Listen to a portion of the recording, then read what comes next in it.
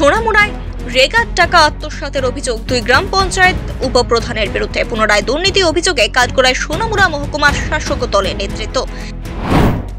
বিগত দিনগুলিতেও এই মহকুমার বিভিন্ন গ্রাম পঞ্চায়েত স্তরের দুর্নীতি নানা চিত্র সামনে এসেছে। এবার সেই তালিকায় নতুন সংযোজন। রেগা প্রকল্পের টাকা কাজ না করে আত্মসাতের অভিযোগ। সংবাদ মাধ্যমের তথ্য প্রমাণ সহ এই গুরুতর অভিযোগ সামনে আনেন সিপিআইএম নেতা মোহাম্মদ সেলিম। অভিযোগের তীর সোনামুড়া মহকুমার বরদোয়াল ও পূর্ব দুর্লভ নারায়ণ গ্রাম পঞ্চায়েতের দুই উপপ্রধানের দিকে।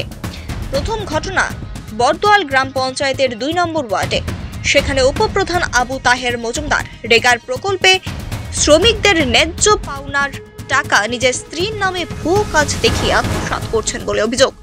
জানা গেছে, আলেহা মজুমদারের নামে 10টি কাজ না করে মোট 16,889 টাকা তোলা হয়েছে। দ্বিতীয় ঘটনা পূর্ব দুর্লভ নারায়ণ গ্রাম পঞ্চায়েতের 3 নম্বর ওয়ার্ডে।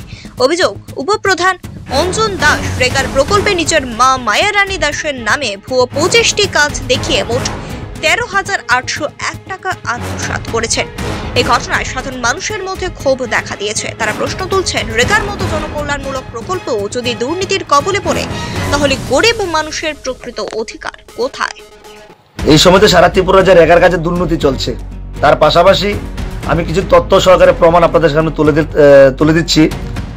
প্রথমত হচ্ছে পূর্ব দুর্লভ গ্রাম পঞ্চায়েতের যিনি উপপ্রধান অঞ্জন দাস, ওনার মায়ের নাম মায়ারানী দাস, পূর্ব দুর্লভ 3 নম্বর ওয়ার্ডের জব কার্ড নাম্বার 63।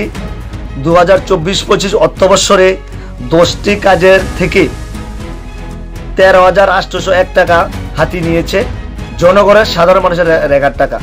যারা কাজ না করে, ওরা জব কার্ড আছে কিন্তু ওরা কাজ করে না, সে সাধারণ মানুষের টাকা হাতিয়ে নিচ্ছেন।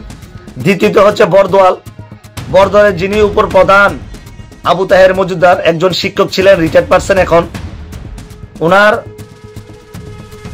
বরদোয়ালের 2 নম্বর ওয়ার্ডের 39 জব কার্ড নাম্বার, সেখানে আলেয়া মজুমদার, উপপ্রধানের স্ত্রী আলেয়া মজুমদার, 10টি কাজে থেকে 16,579 টাকা হাতিয়ে নিয়েছেন। যারা ন্যায্য শ্রমিক, রেগার কাজ করেন, রেগার শ্রমিক, তারা কাজ করে দেখা গেছে তারা মজুরি পাচ্ছে না ঠিক মতন, তারা ঠিক মতন বকেয়া টাকা পাচ্ছে না। কিন্তু যারা কাজ না করে সাধারণ মানুষের টাকা লুটে খাচ্ছেন,